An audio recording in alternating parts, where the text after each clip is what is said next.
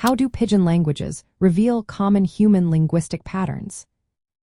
Imagine a world where people from different backgrounds need to talk quickly and clearly. How do they do it? Well, they often create simplified ways to communicate. That's where pidgin languages come in. A pidgin is a basic form of speech that develops when groups of people who don't share a common language need to trade or work together. It's not a full language but a practical tool for short-term communication. Pidgins show us how humans naturally find ways to make language easier. Despite appearing in many parts of the world, they share common features that tell us about universal human habits in language. For example, pidgins usually have simplified grammar. They don't use complicated verb forms or gendered nouns. Instead, they rely on simple word order and context to show tense or plural forms.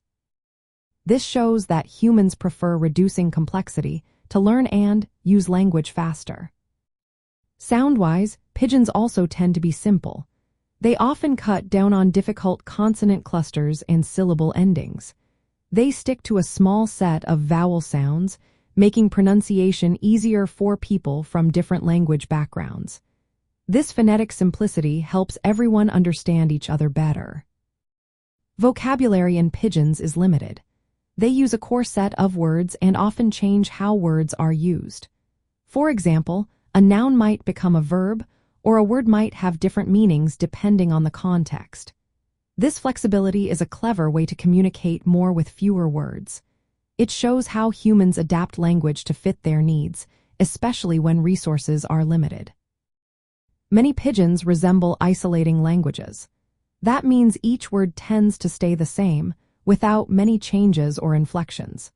This pattern is common in pidgins worldwide and suggests that humans naturally lean towards simple, straightforward language structures when they need quick communication.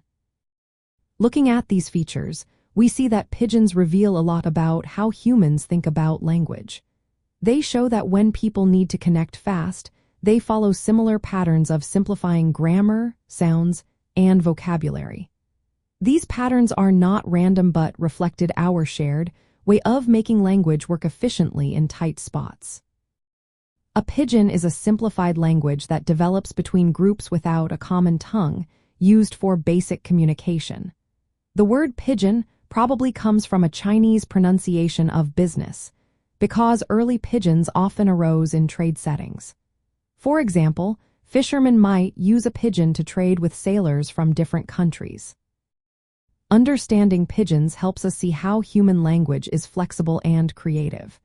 They highlight that no matter where people come from, they tend to follow similar steps when creating a new way to talk.